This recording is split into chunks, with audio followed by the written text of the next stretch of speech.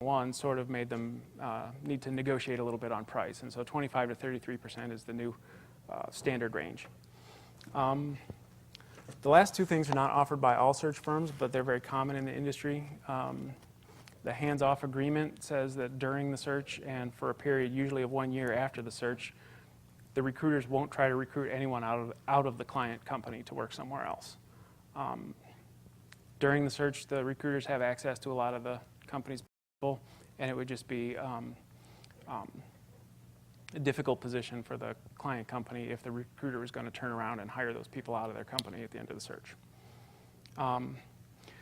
The hands-off agreement can actually be a very useful clause, because sometimes a large company will actually lose so many people to a certain recruiting firm that they'll hire that firm to do a search just so that they can get the hands-off agreement in place and stop losing people that way. And then number 7 is the search guarantee period. Usually if a candidate whose place doesn't work out within a set period of time, if he gets fired or leaves the job, the recruiters will redo the search for free. And that doesn't happen commonly. It's quite rare, but when it happens, the recruiters really hate it, because that's work they have to do for free. And it's really hard, because the easiest way to do that would be to take their number 2 choice from before and try to place them, but usually by that time their number 2 choice has a different job somewhere else, and they're not going to move. This whole process usually takes 3 to 5 months for most positions, which sounds like a long time, but it's actually pretty quick compared to what the companies can normally do themselves.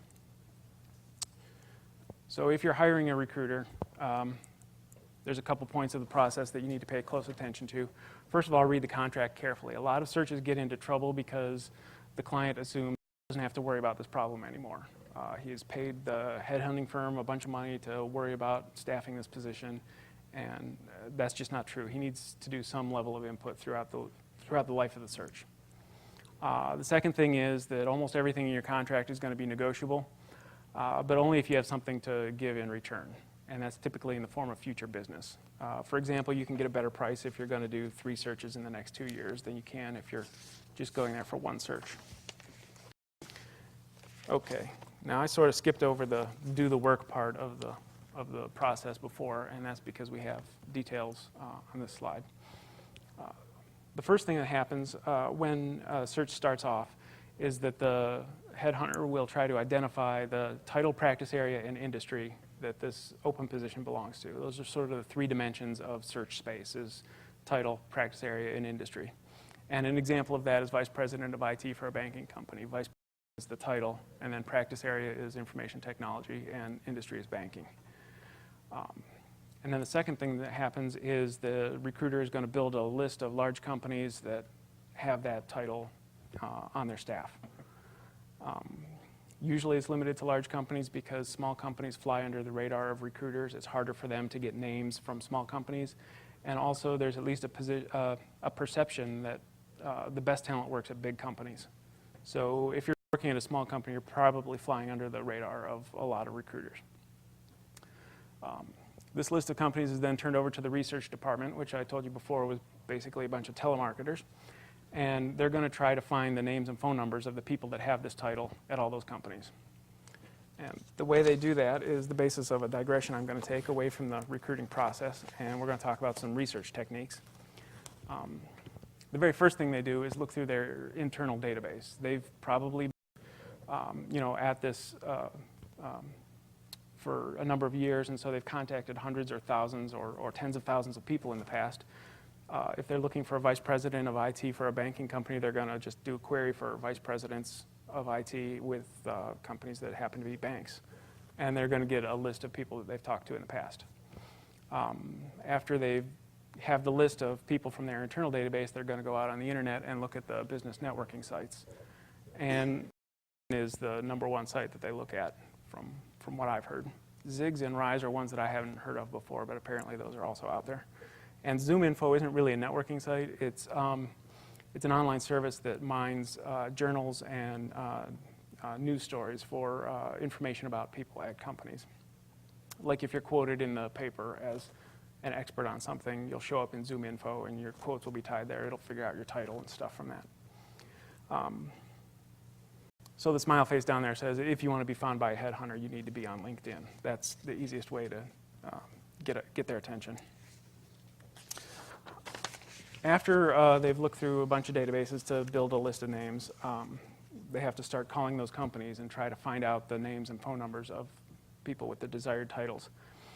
And the way to find the name of a person at a company that has a particular title is to just call the switchboard and ask.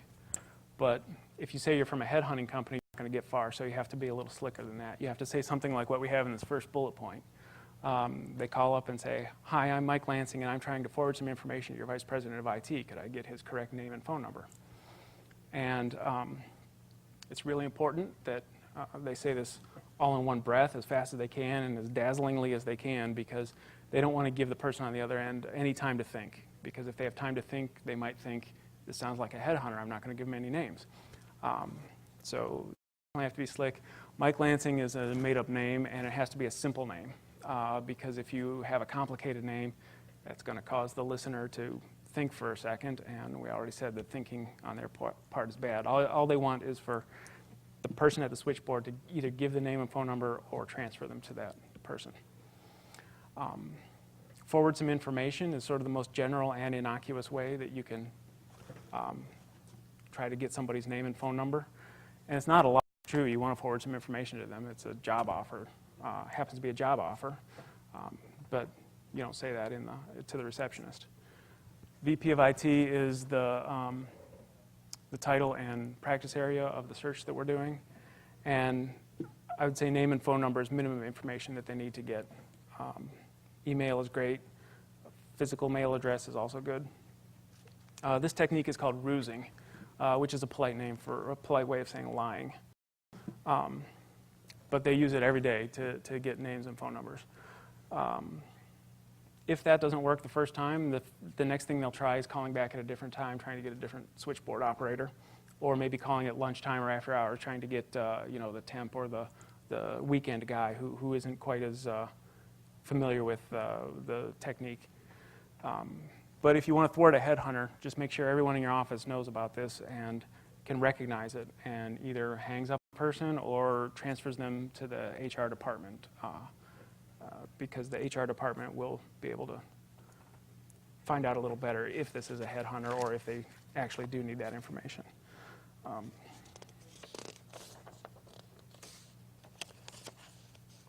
Okay. That's the end of the digression about research. We're going to go back to the recruiting process. We already talked about the first 3 points. The next thing that happens after the research builds a list of names and titles is that the candidates go through the funnel. And I don't think funnel is a standard industry name. I think I made it up, so don't expect to hear that anywhere else. It's basically a multi-step process that narrows down the large field of candidates down to a single person who actually gets the job. And I should mention that not every recruiting firm's process is as structured as this. This is sort of an extreme example of how structured they can get. So at the top you have maybe 100 or 200 names that came from the research department.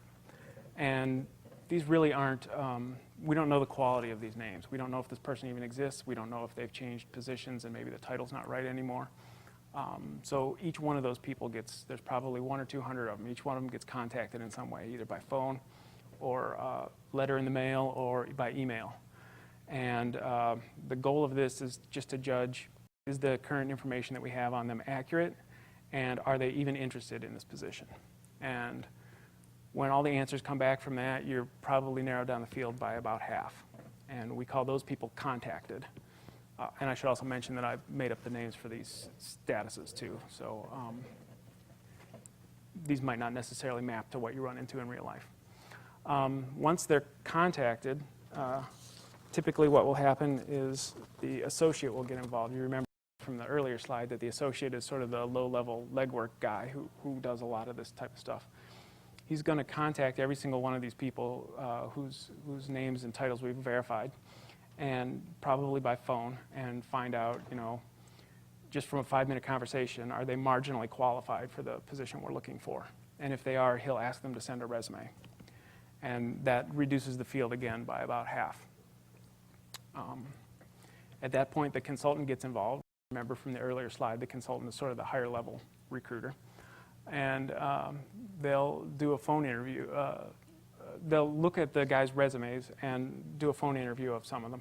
And if they survive that process, they're called qualified. And then they'll bring in the top 5 to 10 for an actual face-to-face interview, or sometimes a video conference. And of the 5 to 10 that they interview, they'll either get rejected or the top 3 to 5. Hopefully there'll be 3 to 5 qualified, and the top 3 to 5 will be presented to the client. And the client will do an interview. And from that set of candidates, the client will usually choose one, who is the guy who comes out the bottom of the funnel, and he's really happy because he got a new job. Yeah. And so this process has a number of steps that were listed linearly, but at any point you might have to go backwards in the process, because let's say at some point in the funnel you narrow down the field to 0 or to a number that's too useful. You may have to go backwards through the process and generate more names. So it can be iterative.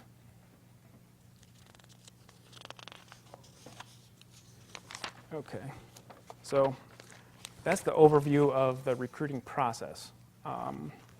And I see I'm right on time, so are there any questions at this point in the presentation, or no? Oh. Okay. Another chance later. Okay, so at this point in the outline, we're getting into the frequently encountered issues, and this is probably the reason you came here in the first place, was to talk about stuff like this. All of that was sort of background.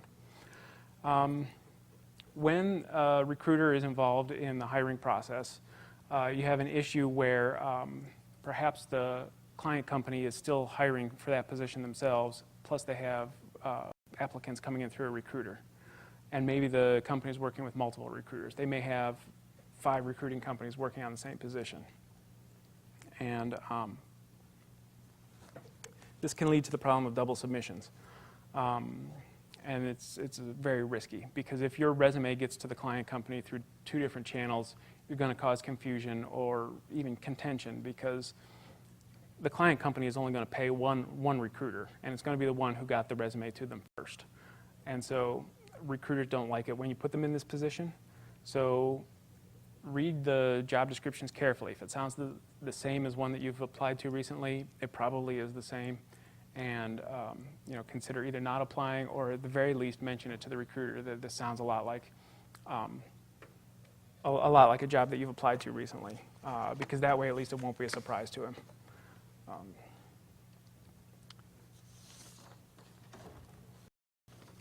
The next issue involving a headhunter in the process is that they can actually add a certain level of confusion. Headhunters don't, because they don't work for the company that they're hiring for, they probably don't understand that company's business. And this is especially true in the high-tech industry, because it's a pretty complicated industry to an outsider. So they may not fully understand the job description. Furthermore, their timeline may not be the same as the client's. Especially for a contingency firm, they want to get the search as quick as possible. So when they're talking to you on the phone, they're going to say, send me your resume this afternoon. I need to get it to the client. And then maybe the client's on vacation, or he has other priorities, and you don't hear from them for 2 weeks or something like that. And that's very confusing to the candidate. And so the takeaway there is to just be a little bit patient and understand that you're going through an extra layer. It's going to take a little extra time. And then the worst problem is that the recruiter is fundamentally a salesman, and they may have oversold the position to you. They may have talked it up a little bit beyond where it actually is, or they may have oversold your qualifications to the client. So there's an opportunity there for a disconnect. And the best way to work around this is when you talk to the client company, find out who the hiring manager is, and sit down and talk with that guy, and forget everything you've heard from the headhunter.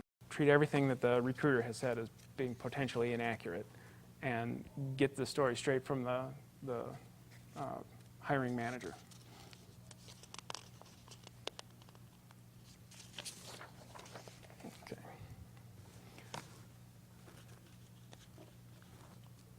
Another issue that is sort of tied back to the previous one is that IT in particular is poorly understood by recruiters.